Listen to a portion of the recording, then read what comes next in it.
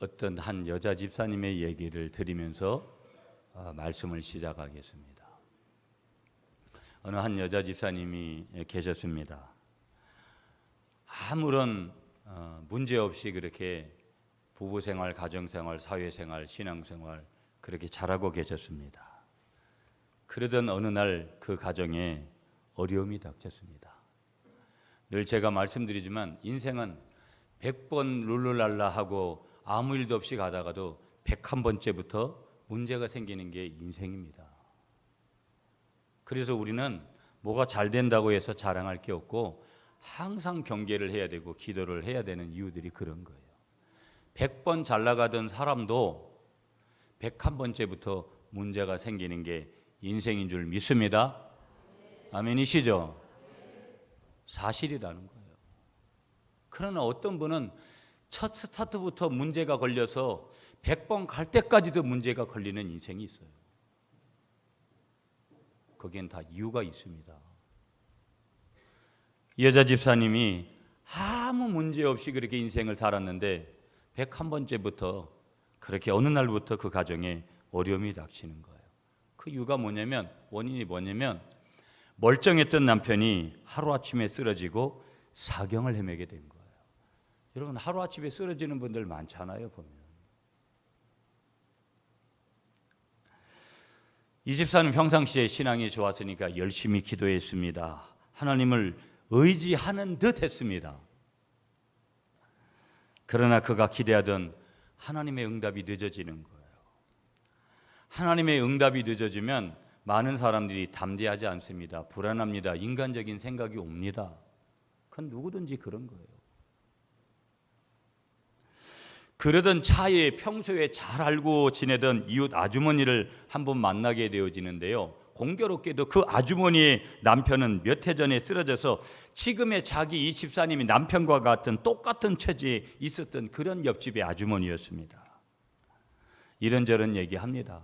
기도도 열심히 하다가 기도 응답을 받지 못하면 기도나 모든 것들이 하기 싫어지는 거예요. 인내라는 것이, 믿음 안에 인내라는 것이 얼마나 중요한지 그래서 몰라요. 이런저런 이야기를 하던 중에 옆집의 그 아주머니하고 함께 그렇게 이야기하던 중에 그 옆집의 아주머니가 자기 남편이 용한 무당의 굿을 통해서 나았다는 얘기를 들은 거예요. 여러분, 예수 믿는 사람들이 무당 찾아가고 여러분 점 보러 가는 사람들이 그렇게 많다라는 거예요. 왜 그런 줄 아세요?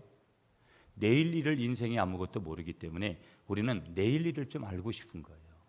내가 내일쯤이면 이 고생이 끝나고, 내가 내일쯤이면 내가 가지고 있는 이 문제가 해결되고, 내가 내일쯤이면 내가 좀 행복한 그런 마음을 가지고, 내가 내일쯤이면 좀 여유 있는 그런 삶을 좀 살 수 있을까 알고 싶은 거예요.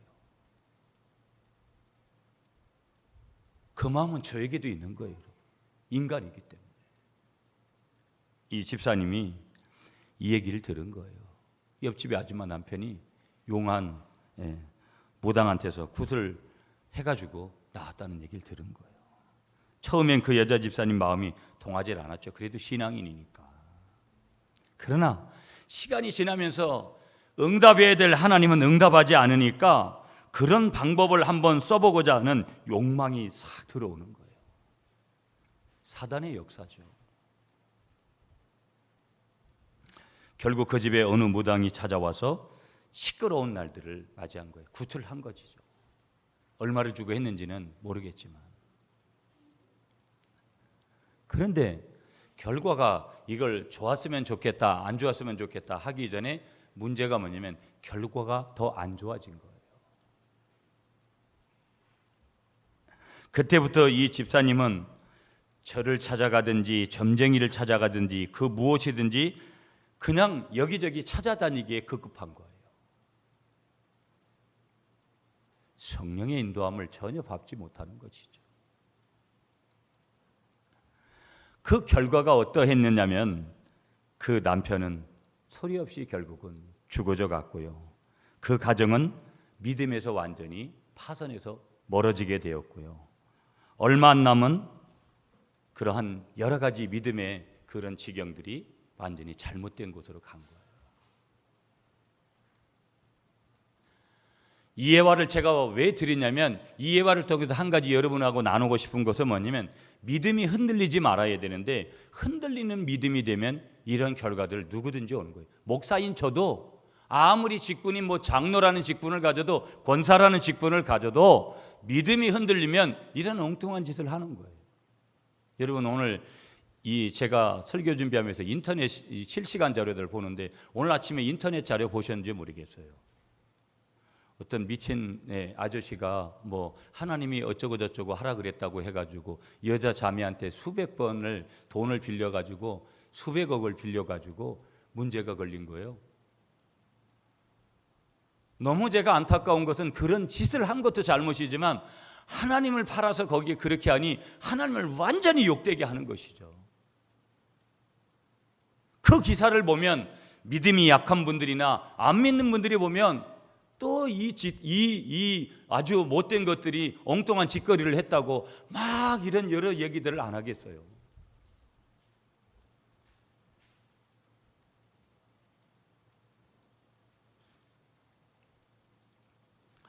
우리가 살아가고 있는 시대가 너무 많이 흔들리더라는 거예요.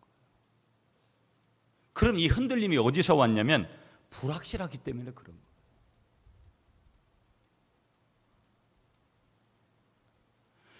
그래서 사람의 마음도, 사람의 생각도, 사람의 인심도, 의식도, 풍습도 자꾸 변하는 거예요.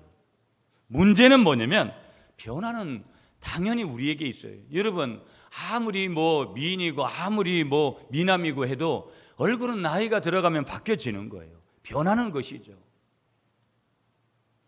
그런데 문제는 이런 혼돈과 이런 불확실의 시대에 우리가 살아가면서 이 흔들림 속에서 우리는 변화를 경험하는 것보다는 잘못된 변질이 있기 때문에 항상 문제라는 거예요.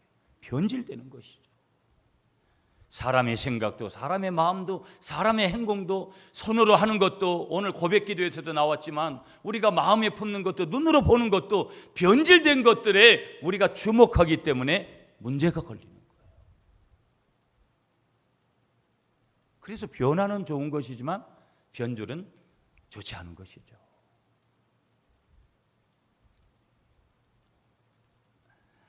사람들이 순간순간의 삶의 생각을 통해서, 사람들이 순간순간 삶의 자리를 통해서, 선익을 계산을 통해서 얼마나 마음이 흔들리는지 몰라요. 왜? 더더군다나 물질 만능주의 속에 살아가고 있기 때문에. 돈이라면 최고요, 돈이라면 죄일이라는 그런 시대에 우리가 살아가고 있기 때문에 이런 사고들이, 또 이런 계산들이 나오는 것이죠.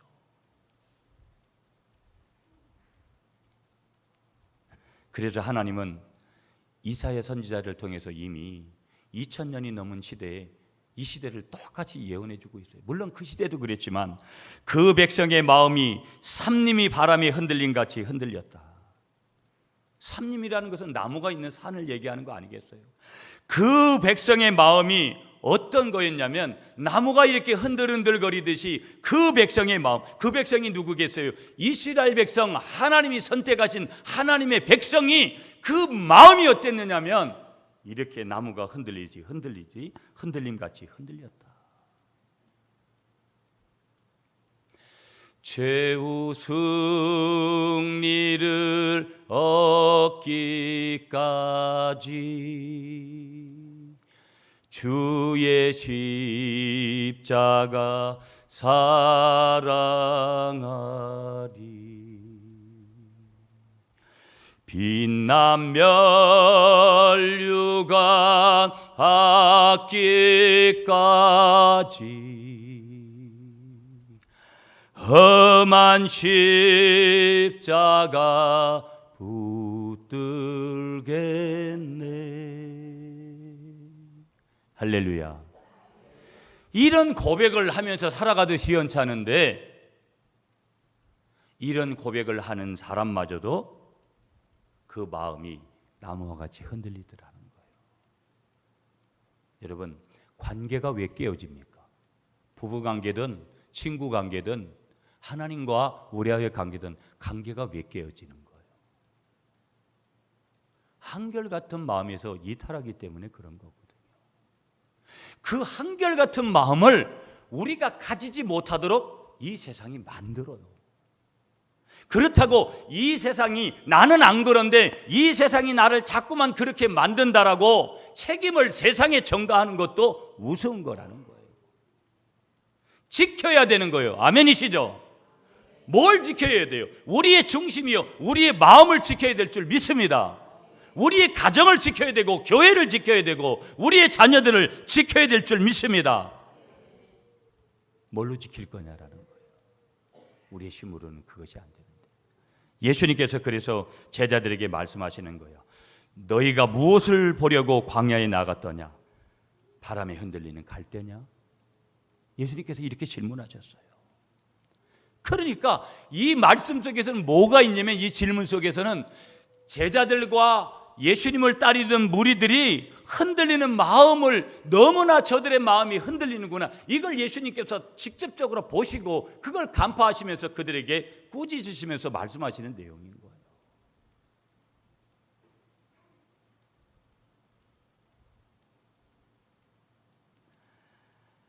오늘 우리가 살아가는 시대가 이런 시대라는 거예요. 살기 좋은 것 같으면서도 살기 대단히 어려운 시대예요. 우리가 그런 시대에 있잖아요. 너무나 많은 것들이 흔들려요. 부모도 흔들리고 자식도 흔들리고 형제도 흔들리고, 그래서 가정이 흔들리고. 직장이 여러분 평생 직장이 됐습니까? 그냥 있는 동안까지만 잘하다가 나오면 그게 내 직장인 거예요. 제가 직장 생활할 때만 하더라도 그래도 뭐 평생 직장이라는 그런 용어들을 썼어요. 그러나 지금은 그런 직장은 없습니다. 그런 직장이 없다고. 내가 그런 마음을 가지고 일해도 그런 직장은 없어요. 언제든지 어느 순간이든지 여기까지라고 얘기를 하는 거예요. 여기까지라고. 갈대와 같이 흔들리는 이 세상 속에서, 이런 세상이지만 우리의 신앙만은, 오늘 하나님의 메시지가 우리의 신앙만은 절대로 흔들리지 않아야 된다는 것이 하나님이 오늘 이 고린도전서 15장 이 부활장을 통해서 저와 여러분들에게 주시고자 하는 복음의 메시지라는 거예요. 아멘이시죠? 절대로 우리가 다른 것은 다 버릴지라도 예수 믿는 믿음만은 흔들리지 않고 버리지 않아야 될 줄 믿습니다. 그럼 우리 이런 질문을 해야 돼요, 여러분. 우리가 흔들리지 않은 신앙생활을 하려면 어떻게 할 거냐? 목사님, 저도 좀 신앙생활 잘해보고 싶어요. 제가 지난 주간에도 여러분 기도원에 가니까 여러분 어린아이들부터 이렇게 와서 기도원에 가지고 참 애들을 교육을 어떻게 하느냐에 따라서 우리는 뭐 애들이 뭐 수련회도 이거 안 가고, 이거 문제입니다. 문제라고요, 여러분. 아이들 수련회 100%는 수련회를 통해서 신앙이 자라나는 거예요. 초등학교도 안 간 아이들이 맨 줄에 앞에 앉아가지고 걔들이 말씀을 한 줄 얼마나 알겠어요. 말씀이 끝날 때까지 제가 1시간 조금 넘게 말씀을 전하고 기도회를 했는데, 신앙교육은 어떻게 하느냐? 인생의 교육도 마찬가지면 어떻게 하느냐?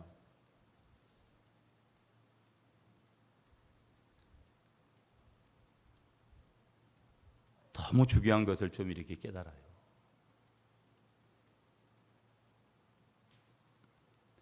흔들리면 안 돼요, 여러분. 그러니까 군대 간 여자친구가 마음이 흔들리면 고무신을 거꾸로 신는 거거든요. 네? 옆에 계신 분하고 이렇게 인사하세요. 흔들리지 마세요. 네. 우리가 다른 여러 가지가 있지만 정말 우리의 신앙이 흔들릴 때가 있죠. 그래서 때로는 신앙생활 안 할 때도 있고, 부끄럽지만 저도 제가 쭉 신앙생활 안 할 때도 있었고. 그러면 처방을 받아야 돼요.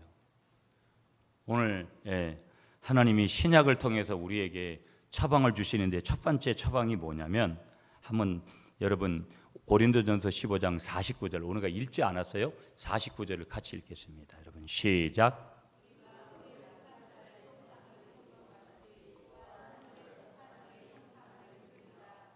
한번 따라하겠습니다. 나는 하늘에 속한 자의 형상을 입어야 됩니다. 여러분 오늘 49절에 이렇게 말씀 주시는 거예요. 우리가 흙에 속한 자의 형상을 입은 것 같이 또한 하늘에 속한 자의 형상을 입으리라. 여러분 예수 믿는 사람들은요 그냥 우리와 같이 육밖에 없는 거예요. 하나님과 떨어져 있는 영이에요. 그래서 항상 마귀들이 그들을 인도해 가요. 아주 듣기 싫은 거지만, 그러나 오늘 우리는 하나님의 영을 받아서 하나님의 형상을 덧입은 줄 믿습니다. 아멘이시죠? 다시 말하면 흙에 속한 자는 흔들리는 인생을 살다가 흙으로 돌아가지만, 하늘에 속한 자는 하늘의 소망을 두고 흔들리지 않는 인생을 살다가 하늘나라로 들어가게 되는 줄 믿습니다. 이게 예수 믿는 사람과 예수 믿지 않는 사람이 다른 길을 가는 거예요. 우리 옛말에 이런 말이 있어요, 여러분. 옷이 날개다. 어떤 사람이라도 좋은 옷을 입혀놓으면 컬러가 완전히 바뀌어지고요, 새롭게 변한다는 그런 뜻을 가지고 있는 거예요. 그러나 하나님이 주신 기본 형상이라는 거, 아무리 좋은 옷을 입혀놓고 무엇을 해도, 거칠애를 해도 하나님이 주신 기본 형상이라는 것은 아무리 좋은 옷을 입혀놓아도 변할 수가 없는 거라는 거예요. 아멘이십니까 여러분? 육신의 아버지를 아들이 분명히 닮는 것처럼 하나님의 자녀는 하나님의 형상을 가질 때 뭐가 나는 것이냐? 빛이 나게 되는 줄 믿습니다. 그래서요 창세기 1장 27절에 이르기를 하나님이 자기 형상 곧 하나님의 형상대로 사람을 창조하시되 남자와 여자를 창조했다. 저와 여러분들을 창조하신 줄 믿습니다. 그러므로 뭐예요? 우리가 하늘에 속한 자의 형상을 입은 우리는 뭐라는 거예요? 한번 따라하겠습니다. 나는 하나님의 자녀입니다. 믿습니까 여러분? 믿습니까 여러분? 그러므로 우리가 어떻게 해야 된다라는 거예요? 하늘에 속한 자의 형상을 입은 자는 분명한 것이 있어야 된다는 거예요. 분명한 것, 확실한 것. 나는 내가 예수 믿는 사람이기 때문에, 나는 내가 하나님의 자녀이기 때문에 내가 어디서든지 말할 수 있는 그런 것. 두 가지가 있는데, 첫째 뭐냐면, 여러분 한번 따라하겠습니다. 우리 한번 같이 하겠습니다. 소속감이 분명해야 됩니다. 여러분 보세요. 아멘이시죠? 학생에게 학교가 있는 거예요. 또 나는 몇 학년이라는 학년이 있는 거예요. 나는 몇 반이라는, 또 몇 번이라는 그런 번호가 있는 거예요. 또 직장인에게는 회사와 자기가 일하는 부서에 소속이 있는 거예요. 나는 어느 회사 어느 부서에 근무하고 있다고 자기를 소개하듯이 우리는 어디서나 누구 앞에서나, 한번 따라하겠습니다. 나는 하나님의 사람입니다. 나는 하나님의 사람입니다. 아멘이시죠? 그것이 어떤 상황이 됐든지 나는 하나님의 자녀가 되어졌습니다. 어제 예수 믿어도 오늘 예수 믿어도 나는 하나님의 사람입니다. 나는 하나님의 자녀입니다. 나는 그래서 하나님의 사람답게, 나는 하나님의 자녀답게 살아가야 됩니다. 좋은 집에 살고 좋은 차를 타고 좋은 직장에 다닌다고 자랑만 할 것이 아니라, 나 같은 죄인이 예수 믿는 사람이 되고 하나님의 사람이 된 것을 우리 모두가 다 날마다 자랑해야 될 줄 믿습니다. 아멘이시죠?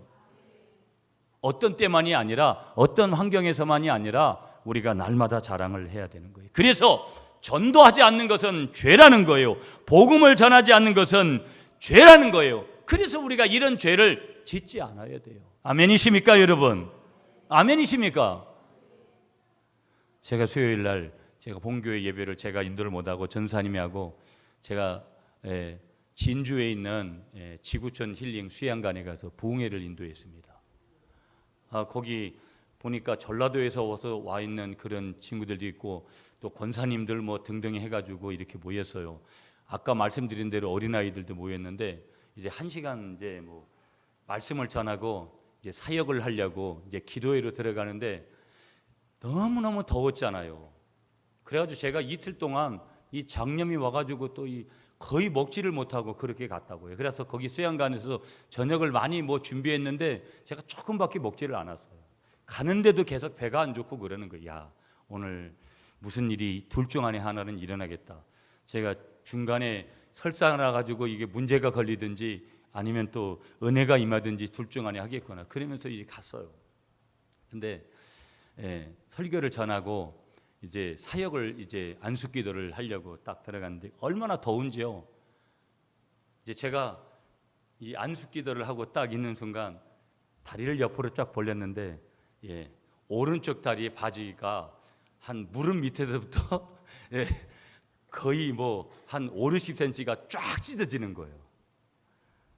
아이고 참, 제가 기도원 집회 갔다 바지가 그렇게 찢어지는 거는 처음으로 경험을 했거든요. 얼마나 난감하든지 거기 여자분들이 억수로 많잖아요. 제가 그날 갈 때 양복을 안 입고 가고 더우니까 편한 복을 입고 갔거든요. 그래 거기 부목사님이 있더라고요. 목사님 내 차키를 주고 빨리 가가지고 바지 가져오라고. 그래가지고 기도하다 말고 바지 또 밖에 나가서 갈아입고 와가지고 그렇게 제가 사역을 1시간 정도 하고, 그리고 그날 오니까 목요일 날 이제 여기 오니까 1시쯤 됐어요. 제가 무슨 얘기를 드리고 싶냐면 바지가 찢어진 사건을 얘기하고 싶은 게 아니라 내가 왜 거기 가서 그러고 있겠어요. 이유는 다른 거 없어요. 오늘 제가 하나님의 종이기 때문에, 하나님의 사람이기 때문에 그곳에 있는 줄 믿습니다. 여러분이 오늘 여기 왜 있으십니까? 여러분이 하나님의 자녀요, 하나님의 종이기 때문에 이 자리에 계신 줄 믿습니다. 여러분 성경에 보면은요, 사도 바울이나 베드로는요, 모든 사람 앞에 자기를 소개할 때 하나님께 속한 사람이다, 자기 자신의 정체성, 아이덴티티를 정확하게 합니다. 그래서 디도서 1장에서 바울은요, 하나님의 종이요 예수 그리스도의 사도인 바울이라고 자기를 먼저 소개해요. 베드로는 베드로후서 1장 1절에 거기 가보면 이렇게 얘기를 합니다. 예수 그리스도의 종과 사도인 시몬 베드로는 우리 하나님과 구주 예수 그리스도의 의를 힘입어 자기 자신이 누구인지를 갖다가 분명하게 그렇게 증거를 하고 있는 거예요. 그러므로 여러분, 오늘 저와 여러분들은 하나님의 자녀입니다. 이 하나님의 자녀라는 분명한 소속감을 가지시고 나는 하나님의 자녀라는 것, 그것을 자랑하시는 여러분이 되시기를 축복하겠습니다. 두 번째 있어야 될 것은 무엇이냐? 한번 따라하겠습니다. 항상 하나님과 공감대를 형성해야 됩니다. 아멘이시죠 여러분? 공감대라는 것은 동일한 마음을 얘기하는 거예요. 하나님과 우리는 항상 동일한 마음을 가져야 될 줄 믿습니다. 이건 무슨 얘기냐? 같은 마음이라는 거예요. 하나님과 같은 마음을 가져야 될 줄 믿습니다. 그러므로 우리가 올바른 신앙생활을 하는 데 있어가지고 하나님과 진실한 공감대를 가지고 있느냐? 이게 너무 중요한 거예요. 이건 다른 말로 말하면 내가 하나님과 얼마나 친밀하냐, 내가 어떤 기도할 때 하나님 제가 왔습니다, 하나님 인천이가 왔습니다, 그렇게 할 때 하나님이 얼마만큼 빠르게, 여러분 손님도 A그룹의 손님이 있고 B그룹의 손님이 있고 C그룹의 손님이 있는 거예요. 내가 식당에 가서 5만 원짜리 밥을 사줘야 될 손님이 있는 거고, 아니면 5천 원짜리 밥을 사줘야 될 손님이 있는 거예요. 누구든지. 안 그렇습니까 여러분? 뭐 안 그런 것 같이 자꾸 쳐다보지 마시고요. 항상 5만 원짜리를 사드리나 보죠. 그렇게 하십시오. 그 돈이 다 어디서 나와야 되는지 모르겠지만 그렇잖아요. 우리가 내가 하나님하고 친하면, 내가 하나님하고 항상 공감대를 가지고 있으면 하나님은 항상 우리가 부를 때 주님께서 우리에게 응답을 주시는 줄 믿습니다. 내가 하나님과 얼마나 친한가. 그러면서 친하면 중요한 것은 거기서 항상 가지고 넘어가야 될 단어 하나가 뭐냐면, 내가 고난이 왔을 때도 하나님과 얼마나 친한가. 여러분 셰익스피어라는 사람이 이런 이야기를 했어요. 제가 설교 중에 찾으니까, 아플 때 우는 것은 365, 아플 때 우는 것은 365, 아플 때 참는 것은 265, 아플 때 즐기는 것은 인류 인생이다. 별로 뭐 이해가 안 되나 보네. 더위 먹어가지고요. 다시 한번 할게요. 아플 때, 이게 좀 깊이 생각을 해야 돼요. 말씀을 들으면서도 딴짓하면 안 돼요. 그래서 아플 때 우는 것은 365, 아플 때 참는 것은 265, 아플 때 즐기는 것은 인류 인생이다. 이거 굉장히 깊이 있는 생각을 해야 되는 내용이에요. 그래서 성경은 고난이 유익이라는 것을, 이게 이해가 안 될 때가 많잖아요.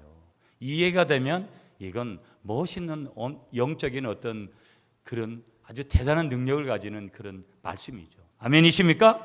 그러므로 우리가 하나님의 이 공감대 친밀함을 가지기 위해서 우리가 하나님과 깊은 대화의 기도가 있어야 되고요, 일치성을 가져야 되고요, 하나님께 찬양을 올리면서 하나님과 가까워지면서 하나님의 말씀이 우리의 마음판에 새겨야 될 줄 믿습니다. 왜? 뭐 하려고? 하나님의 형상 이마고데이를 회복하면서 살고 그렇게 나아가야 되기 때문에. 그러므로 여러분, 오늘 우리에게 주신 말씀과 같이 하나님의 형상을 늘 회복하시는, 하나님의 형상을 늘 잊고 가시는 여러분들이 되시길 간절히 축복하겠습니다. 두 번째, 우리가 흔들리지 않는 신앙을 가지는 비결이 뭐냐? 신약을 드리겠습니다. 여러분에게 57절 오늘 본문 시작. 다시 57절 시작.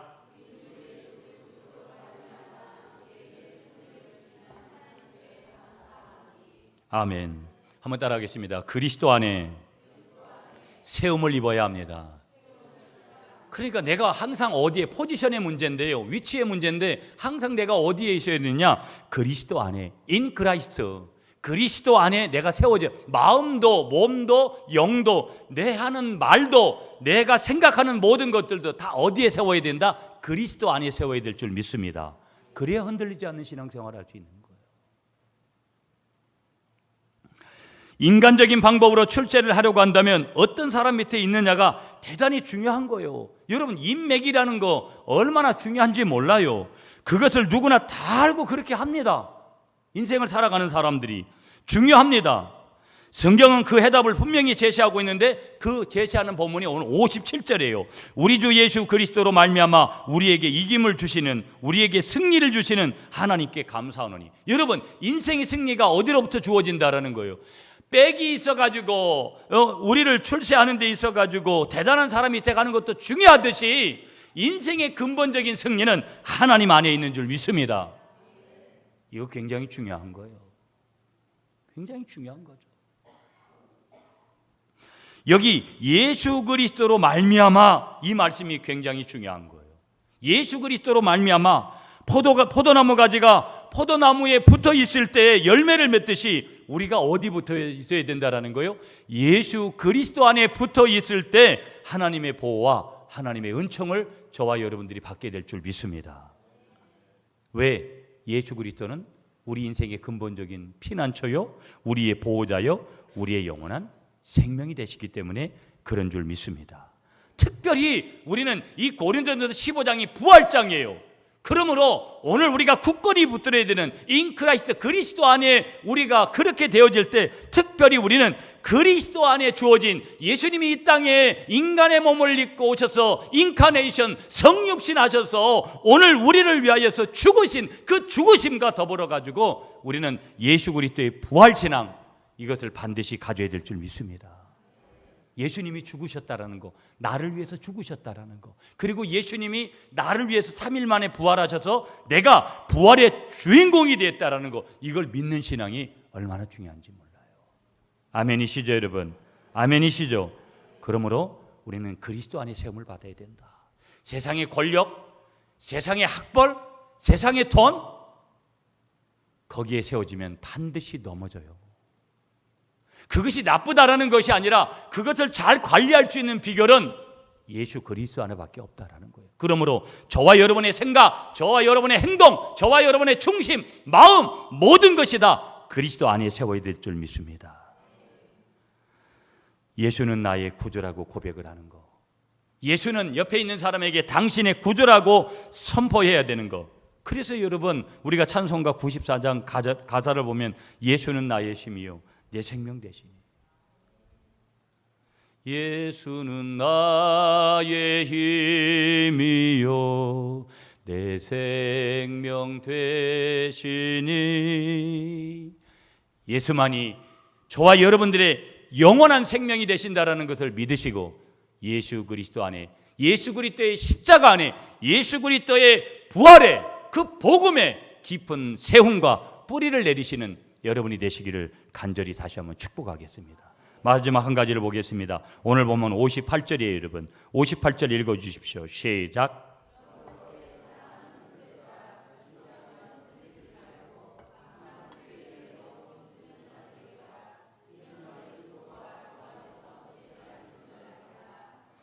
아멘. 한번 따라하겠습니다. 항상 주의 일에 힘쓰는 자가 되어야 합니다. 여러분 보세요. 여기 항상 주의 일에 더욱 힘쓰는 자들이 되라 그랬어요. 이 내용이 뭐냐면 이것은 교회를 만들고 또 교회를 세우는 그리스도인의 수고를 뜻하는 거예요. 굉장히 중요한 말씀이에요. 여기 더욱 힘쓰는 자들, 페리슈온 테스라는 헬라어 단어를 썼더라고요. 이 단어의 뜻이 어떤 뜻이냐면 풍부하게 하다, 탁월하게 하다 이런 뜻을 가지고 있어요. 그러면 더욱 힘쓰는 자들이 되라, 페리슈온 테스라는 이 단어 풍부하게 하다, 탁월하게 하다 이 뜻은 뭐냐면 그리스도의 몸된 교회를 너가 헌신하고 봉사해서 더욱 풍부하고 탁월하게 만드는 일에 충성하라는 그런 의미가 여기에 담겨져 있는 거예요. 아멘이십니까? 다시 한번, 그리스도의 몸된 교회를 더욱 풍부하고 탁월하게 만드는 일에 충성하라는 의미가 오늘 본문 더욱 힘쓰는 자들이 되라는 뜻에 담겨져 있는 줄 믿습니다. 그 헌신의 자리가 현장이 어디라는 거예요? 교회라는 거예요. 교회. 여러분 보세요. 우리가 타고 다니는 자전거는 정지하면 옆으로 넘어지고 말아요. 계속해서 페달을 밟아야 되는 거예요. 계속해서 페달을 밟아야 넘어지지 않지. 여러분 페달 안 밟고 나는 뭐 자전거 20년 타기 때문에 나는 뭐 10분 동안도 그 자리에 이렇게 서 있을 수 있다. 그런 사람 없습니다. 못해요. 그렇게 끊임없이 페달을 밟아야지 전진해서 넘어지지 않고 목적지까지 무사하게 갈 수 있더라는 거예요. 이와 같이 자전거가 달릴 때 넘어지지 않듯이 무슨 얘기냐? 우리가 열심히 주의 일에 힘쓰면 우리의 신앙이 넘어지지 않게 되는 줄 믿습니다. 시험에 들지 않게 되는 줄 믿습니다. 열심히 가다가도 옆을 뒤돌아봐 가지고 남이 나를 어떻게 했느냐, 이렇게 했느냐, 저렇게 했느냐 자꾸 이렇게 보려고 하기 때문에 결국은 시험에 드는 거예요. 사람 바라보면 넘어지는 거예요. 목사도 사람 바라보면 목회가 안 되는 거예요. 주님은 항상 주님을 바라보라고 지금도 말씀하여 주시는 줄 믿습니다. 그래서 우리는요, 교회 봉사를 해야 돼요. 신앙이 크려면 교회 봉사를 반드시 해야 된다라는 거예요. 교회 봉사하지 않으면 반드시 신앙이 자라나질 않아요. 와서 예배만 살짝 드리고 가고 그렇게 해가지고는 신앙이 자라질 않아요. 여러분의 신앙을 키우기 위해서도 교회 봉사를 열심히 하시는 여러분이 되시기를 축복하겠습니다. 교회만 누가 모여야 되는 거예요? 바로 오직 위에 계신 주님을 바라보고 우리가 교회를 섬겨야 될 줄 믿습니다. 여러분, 제가 지난 주간에 주일날 우리 강권사님 아버님 문병 갔다 오면서 제가 이제 일을 하나 쳤습니다. 그래서 제가 지난 주간에 새벽에 몇 번 광고를 했습니다. 제가 지지난주죠. 부산에 갔다 왔는데 부산의 한 개척교회가 이제 상가에서 개척을 하고 있었는데 주인이 나가라고 해가지고 이제 다른 상가로 옮겼어요. 근데 이 목사님이 십자가를 못 세우고 있는 거예요. 근데 제가 부산에 갔는데 갑자기 성령이 저에게 이걸 우리 교회가 하는 그런 마음을 주시는 게, 그래서 우리 여건은 또 제가 잘하니까 그래서 그냥 왔어요. 주일날 제가 그분한테 전화를 했죠. 전화를 했더니만 십자가를 누가 했습니까? 그랬더니 안 했다는 거예요. 얼마냐고. 한 500만 원쯤 한다 그러면 안 하려고 했을지도 몰라요. 150만 원이라는 거예요. 그래서 제가 그거 우리 교회가 해줄 테니까 지난주에 아마 했을 거예요. 지난주에 하라고 우리가 돈을 보내겠다고. 그러고선 그냥 진행을 시켰어요. 근데 저는 이 얘기를 왜 드리냐면 여러분, 항상 이 물질의 문제는 언제든지 예민해지잖아요. 우리는 어려울 때 남을 돕는다라는 것은 힘들어요. 항상. 반대로 무슨 얘기냐? 내가 여건이 좋아지면 남을 돕겠다. 습관은 일찍부터 들여지는 것이지 어느 날 갑자기 세워지질 않아요. 하나님의 원리는 가난하고 연약하고 없을 때, 그래서 과부의 드랩돈과 이런 역사를 하나님이 더 귀하게 보시는 거예요. 그래서 저는 설교 중이지만 오늘도 여러분들 중에 한 분이 하시든 두 분이 하시든 세 분이 하시든 그렇게 해서 이 헌물을 하나님 앞에 좀 누군가 드렸으면 좋겠다. 그래서 150만 원이래요. 십자가를 세우는데. 그래서 여러분 중에 감동이 있는 분만 자원하셔서 하나님 앞에 응답하시고 주님 제가 하겠습니다. 그렇게 고백하시고 저한테 얘기를 해주시면 더 큰 은혜가 되어질 줄 믿습니다. 아멘이시죠? 다윗은요 시편에 보면 두 단어를 중요하게 사용했어요. 첫 번째 단어가 뭐냐면 주라는 단어를 많이 사용했어요. 두 번째는 종이라는 단어를 많이 썼어요. 그런데 주라는 단어는 항상 하나님을 가리킬 때 주님이라는 그런 뜻을 많이 가르쳐서 이야기를 했고, 항상 자기를 가리킬 때는 종이라는 표현을 많이 썼어요. 그래서 다윗은 그렇게 하나님을 잘 섬긴 거예요.